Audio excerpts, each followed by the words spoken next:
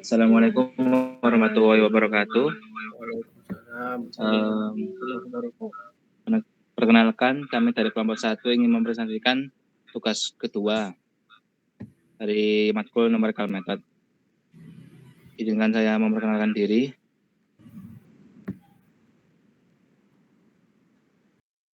Perkenalkan, nama saya Muhammad Faiz Fadila dengan NIM akhir 171. Nama saya Muhammad Ahmad Mbayaki dengan NIM akhir 161. Dan saya Sultan Abdul Aziz dengan NIM akhir 151.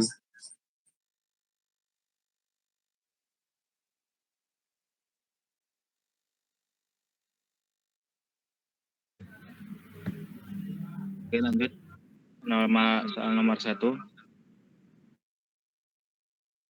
Sebuah perusahaan menghasilkan produk Y dalam ton sesuai dengan banyaknya pekerja berikut adalah tabel perubahan banyaknya produk terhadap banyaknya pekerjaan.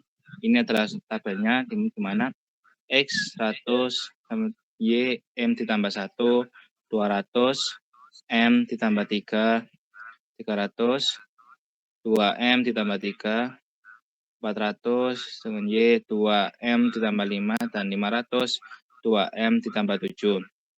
Adapun interpolasikan beberapa banyak produk jika banyak pekerja adalah 350, order yang digunakan adalah order 3.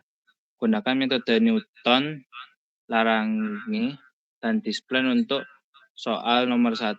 Nilai M adalah nomor kelompok ditambah 1. Ini adalah menggunakan metode Newton, yang dimana ini adalah hasil dari proses penilaian interpolasi Newton, yakni dari iterasi 1 sampai 4 dengan jumlah pekerja sebagai berikut. Lalu dengan selisih terbagi 0,0200 sekian untuk iterasi pertama dan tidak ada angka selanjutnya sampai iterasi keempat. Lalu ada pun kontribusi dari iterasi 1 yakni 5,000 sekian, dan pada iterasi terakhir yaitu minus 0, sekian. Lalu ada pun cara kerjanya, ini mempersiapkan data contoh X, Y dengan data yang tadi saya sebutkan tadi, lalu membuat tabel selisih terbagi dengan F X0, X1 sama dengan 200 dikurangi 105 dikurangi 3 sama dengan 0,02, lalu selanjutnya dengan Fx F sama dengan X1, X2 sama dengan 300 dikurangi 2007 dikurangi 5 sama dengan 0,02. Lalu yang terakhir yaitu F X2, X3 sama dengan 400 dikurangi 3009 dikurangi 7 sama dengan 0,2. Lalu lanjut dengan evaluasi polinomial dari tabel selisih terbagi, yakni Px sama dengan F X0 ditambah F X0, X1 X dikurangi X0. Substitusikan Px sama dengan 3 ditambah 0,02 tanda kurung X, 100 Px sama dengan 3 ditambah 0,02 dalam kurung X min 100 tutup kurung, habis itu Px sama dengan 3 ditambah 0,2 X min 100. Evaluasi interpolasi, yakni nilai X sama dengan 350, yakni Px 350 ditambah sama dengan 3 ditambah 0,025 tanda kurung 350 dikurangi 100 dan sama dengan 3 ditambah 0,02 tanda kurung 250 dan hasil akhir yang ditambahkan yakni 8,0. Lalu untuk grafik interpolasi menunjukkan data hasil kurva interpolasi dan hasil evaluasi pada X sama dengan 350. Untuk hasil dari Newton bisa kita lihat dari grafik yang di sebelah, yakni seperti berikut.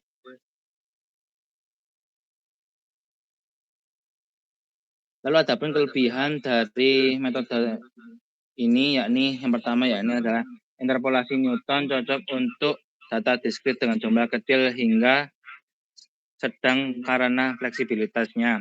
Metode ini dapat diperluas dengan mudah jika data baru ditambahkan tanpa perlu menghitung ulang seluruh polinomial. Yang ketiga, menggunakan tabel selisih terbagi juga meningkatkan efisiensi dengan menghindari perhitungan koefisiensi yang berulang. Nah, yang keempat adalah interpolasi ini akurat untuk data yang dapat direpresentasikan oleh polinomial berderajat rendah. Lalu ada pun kekurangan dari Newton ini, yakni ketergantungan pada urutan data sehingga data perlu ditata dengan benar sebelum dihitung.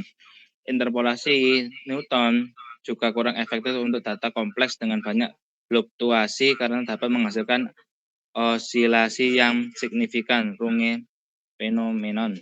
Dan yang terakhir dari kekurangan yakni adalah komputasi menjadi lebih intensif seiring meningkatnya jumlah data. Lalu kita lanjut ke analisa kesalahan, yakni pada Newton. Interpolasi Newton ini kesalahannya yang pertama yakni adalah kesalahan numerik akibat presisi komputasi, terutama jika nilai XI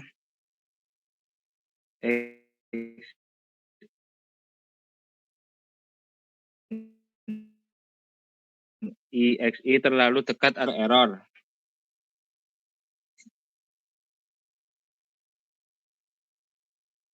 Lalu untuk pertama yakni tadi dan dekat atau terlalu jauh yang dapat menyebabkan floating point error. Dua, jika jumlah data besar, polinomial dengan derajat tinggi cenderung tidak stabil, menghasilkan osilasi atau nilai ekstrim yang tidak sesuai dengan data. Jika data input tidak akurat atau tidak terurut, hasil interpolasi dapat melenceng. Lalu kita lanjut ke Larange. Di sini ada hasilnya yang dimana I ini adalah iterasinya, dan X dan Y adalah data yang tadi kita sudah bahas di awal. Lalu ada nilai L adalah laranginya, dan ini adalah Y dikali dengan hasil larangi tersebut. Lalu untuk cara kerjanya ya ini adalah mempersiapkan data seperti yang di sini. Lalu untuk yang kedua, interpolasi larangan dirumuskan sebagai IX sama dengan sigma N-1, I sama dengan 0, YI, LI, dan tanda kurung X. Di mana LI X sama dengan N dikurang 1, Pi J sama dengan 0J, tidak sama dengan I, lalu diganti dengan X min XJ per XI min XJ. Lalu yang ketiga ini menghitung nilai interpolasi untuk X sama dengan 350. Tahap perhitungan untuk setiap I, hitung LI X dan YI LI di X 350. Tambahkan semua nilai YI, LI, X, YI, LI untuk mendapatkan hasil interpolasi PX. Untuk perhitungan bisa dilihat di tabel sebelah di sini tadi yang sudah saya jelaskan tadi. Lalu untuk evaluasi hasil akhir nilai X sama dengan 350, jumlahnya semua nilai Y dikali LI 350 yakni P 350 sama dengan minus 0,1875 ditambah 1,5625 ditambah 6,5625 ditambah 2,8125 dikurangi 0,6875 dan mendapatkan hasil akhir yakni 10,0625. Hasil interpolasi pada X sama dengan 350 adalah Pi 350 sama dengan 10,0625. Lalu untuk grafik, pada grafik interpolasi larangi, titik merah mempresentasikan data asli XI, YI, sedangkan garis biru menunjukkan kurva interpolasi yang dihasilkan dari perhitungan. Titik hitam menggambarkan hasil interpolasi di X sama dengan 350, memberikan visualisasi nilai prediksi berdasarkan data yang tersedia. Bisa kita lihat seperti yang ada di samping kita ini. Lalu ada pun kelebihan dan kekurangan dan analisa kesalahan dari metode larangi ini, yakni yang pertama yakni kelebihan dari larangi yakni metode ini mudah diimplementasikan dan tidak memerlukan pembagian data menjadi interval terpisah. Interpolasi larangi dapat menghasilkan hasil yang akurat terutama untuk data dengan jumlah titik yang relatif sedikit dan jika data mengikuti pola yang sederhana. Yang ketiga, metode ini tidak memerlukan pembaruan perhitungan jika ada data baru, cukup menambahkan titik interpolasi baru. Lalu untuk kekurangan Larangi, yakni yang pertama, interpolasi Larangi dapat menjadi tidak efisien.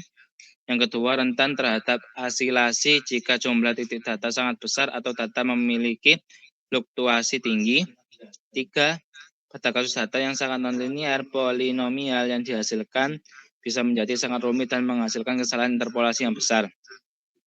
Lalu untuk analisa kesalahan, yakni yang pertama, kesalahan dalam interpolasi Larangi dapat terjadi jika data memiliki fluktuasi yang signifikan, terutama pada data yang banyak titik atau jika kita mencoba menginterpolasi di luar rentang data yang ada, ekstrapolasi. Yang kedua, selain itu, kesalahan numerik seperti floating point error bisa muncul jika nilai titik data sangat besar atau sangat kecil. Dan yang ketiga, yang terakhir, untuk data yang mengikuti pola linear atau sederhana, kesalahan interpolasi biasanya kecil dan hasilnya cukup akurat. Lalu untuk selanjutnya akan dilanjutkan oleh teman saya.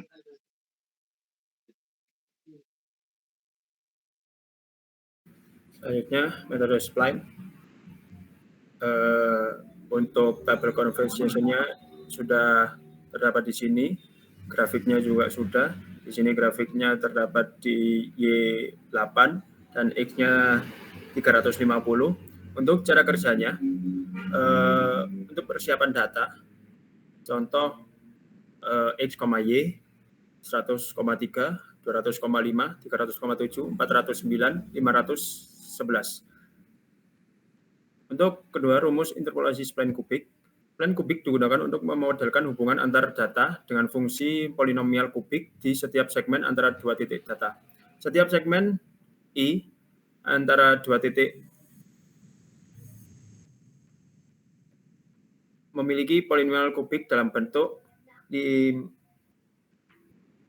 SIX sama dengan AI tambah PI X min X1I ditambah CI X min XI 2 tambah DI X min XI 3 kali 3, di mana koefisien AI, BI, CI, dan DI dihitung untuk memastikan kelancaran dan keberlanjutan turunan pertama dan kedua di titik sambungan antar segmen. Yang ketiga, proses perhitungan interpolasi spline menggunakan fungsi kubik spline dari pustaka Skippy Interpolate. Kita dapat langsung membangun model spline yang menghubungkan titik-titik data dengan spline kubik. Lalu keempat, evaluasi spline. Setelah model spline dibangun, kita dapat mengevaluasi nilai interpolasi S350 dengan menggunakan spline yang telah dibuat. Jika dilihat pada tabel di sebelah. Lalu grafik, pada grafik titik merah mewakili data asli XI, YI, XI, YI, X garis hijau menunjukkan kurva interpolasi spline kubik yang menghubungkan titik-titik data dan titik biru menandakan hasil interpolasi pada X sama dengan 350. Next. Lalu kelebihan dan kekurangan spline. Yang pertama, kelebihannya memberikan kurva arus dengan kelancaran pada titik sambungan, menghindari asilasi polinomial. Kedua, sesuai untuk data dengan perubahan kompleks, lebih baik dari interpolasi linear atau polinomial. Yang ketiga, lebih stabil dibandingkan polinomial tinggi yang rentan terhadap Runge phenomenon.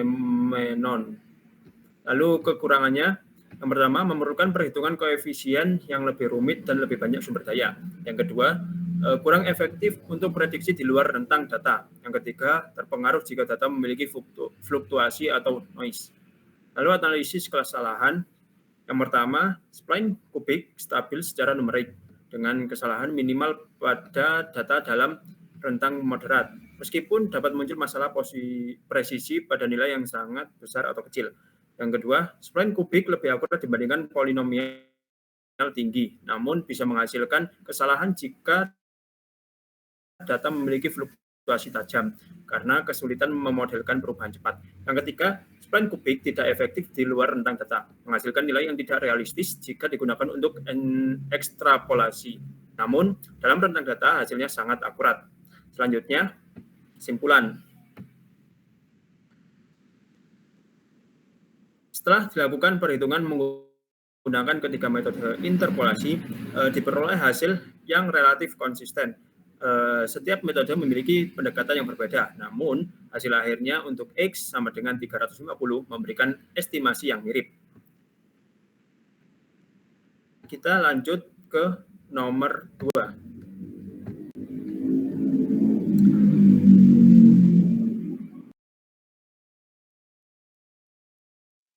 Lalu lanjut ke soal nomor 2, yakni selesaikan SPL berikut dengan MX1 ditambah X2 ditambah X3 sama dengan 1 ditambah M ditambah 1.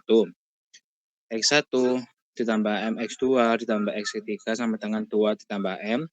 X1 ditambah X2 ditambah MX3 sama dengan 1 ditambah 1 ditambah M. Gunakan metode Gauss-Jordan, Gauss-Seidel, dan dekomposisi LU untuk soal nomor 2. Khusus metode Gauss-Seidel, toleransi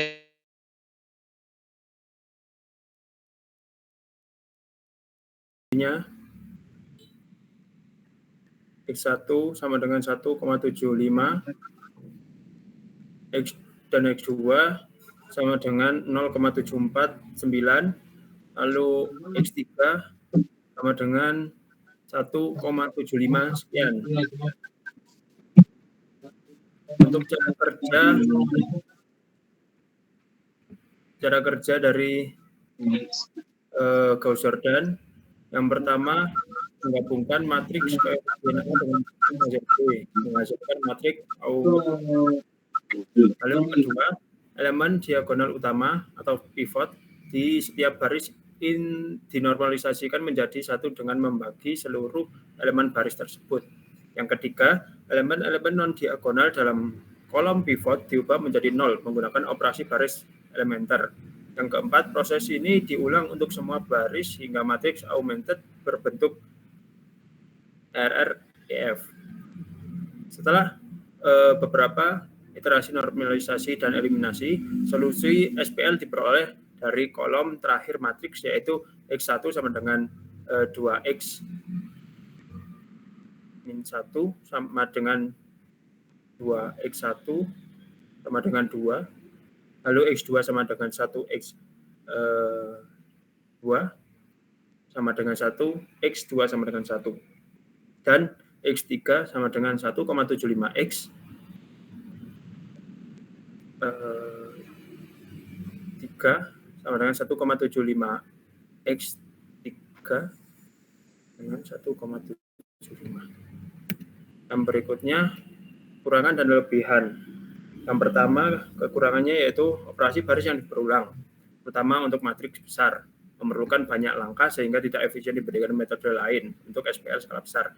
Yang kedua, ketika menangani nilai yang sangat besar atau sangat kecil, presisi komputasi dapat terganggu karena akumulasi persalahan pembulatan. Yang ketiga, jika matriks koefisien memiliki banyak elemen nol, metode ini kurang efisien dibandingkan metode khusus seperti eliminasi sparse.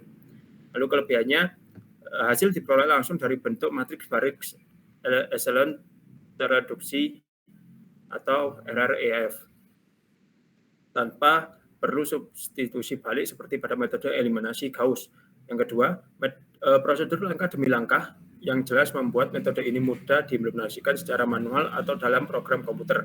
Yang ketiga, dapat digunakan untuk menyelesaikan SPL dengan jumlah persamaan dan variabel yang sama atau sistem dengan solusi tak hingga. Lalu analisis kesalahan. Yang pertama, hasil perhitungan bisa sedikit melenceng jika angka dalam sistem sangat besar atau sangat kecil karena keterbatasan presisi komputer.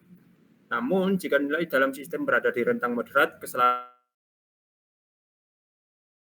hampir tidak dapat dibalik, determinannya mendekati nol, metode ini menjadi tidak stabil. Hal ini dapat menghasilkan solusi yang tidak akurat atau bahkan gagal menyelesaikan sistem. Yang ketiga, pada setiap langkah perhitungan seperti normalisasi dan eliminasi, komputer melakukan pembulatan pada sistem besar. Akumulasi pembuatan ini bisa menyebabkan penyimpangan hasil. Lalu ada Gauss-Seidel. Hasil Gauss Seidel yaitu 1,7472 sekian. 0,7499 sekian. Dan X3-nya 1,75 sekian. Iterasinya 7.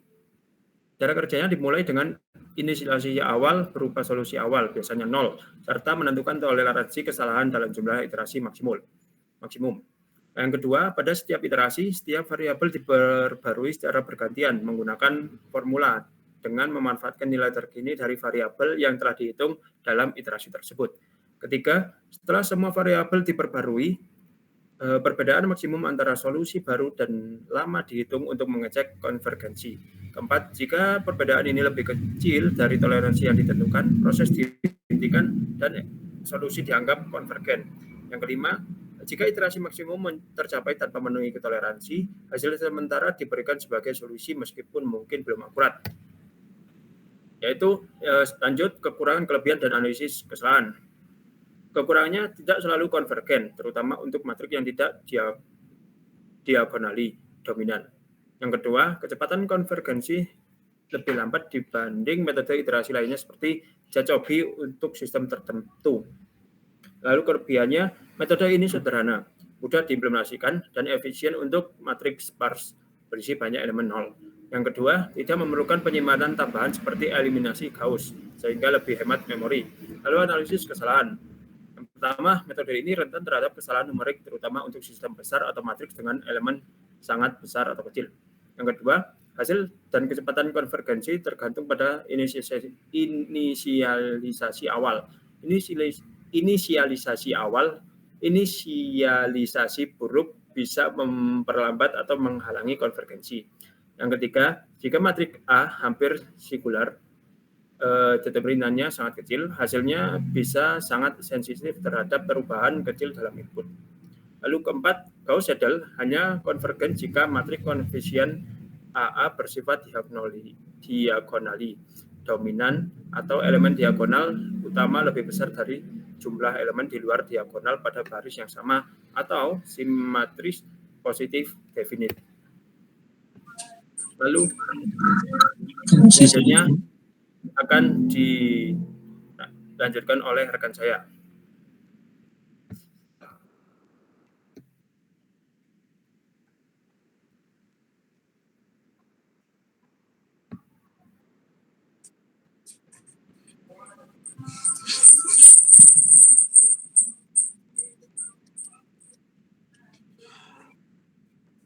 Hasil dari dekomposisi LU yaitu 1,75, 0,75, dan 1,75. Cara kerja dekomposisi LU yaitu yang pertama memecah matriks koefisien A menjadi 3 matriks. P atau matriks permutasi untuk mengatur pivot. L untuk matriks segitiga bawah dengan diagonal bernilai 1 dan U untuk matriks segitiga atas sehingga PA sama dengan LU. Yang kedua setelah dekomposisi menyelesaikan LY PB sama dengan PBLY menggunakan substitusi maju atau forward substitution. Yang ketiga, hasil Y dari langkah ini digunakan untuk menyelesaikan UX sama dengan Y dengan substitusi mundur atau backward substitution.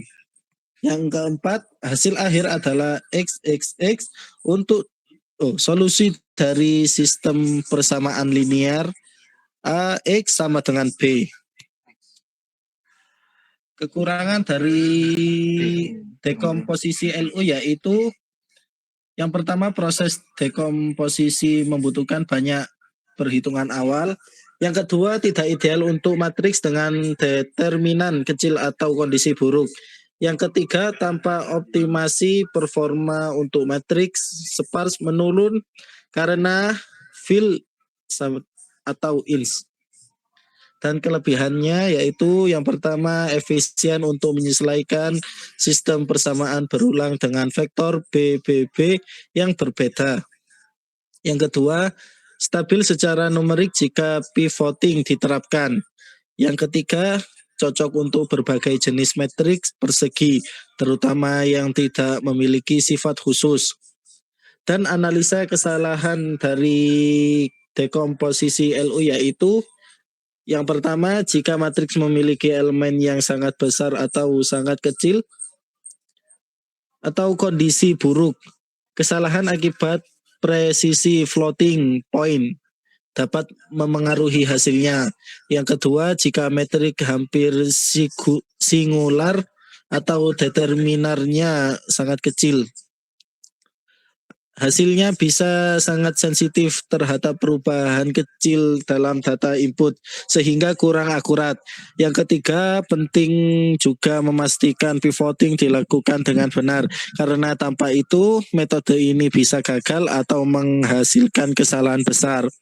Yang keempat, untuk matriks dengan banyak elemen nol atau sparse, metode ini kurang efisien jika tidak dioptimalkan karena elemen 0 dapat diisi dengan nilai 00 selama proses dekomposisi.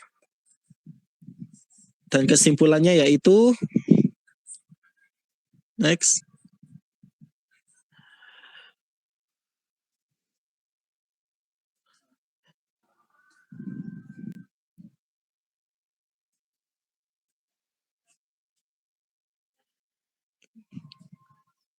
Dan kesimpulannya yaitu ketiga metode menghasilkan solusi yang sama yaitu X1 sama dengan 2 X 2 sama dengan 1 dan X3 sama dengan 2. Proses dilakukan menggunakan Python dengan metode Gauss-Jordan, Gauss-Seidel, dan dekomposisi LU yang masing-masing memiliki pendekatan berbeda.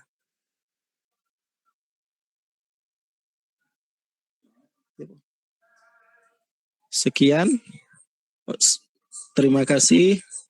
Mohon maaf sebesar-besarnya. Wassalamualaikum warahmatullahi wabarakatuh.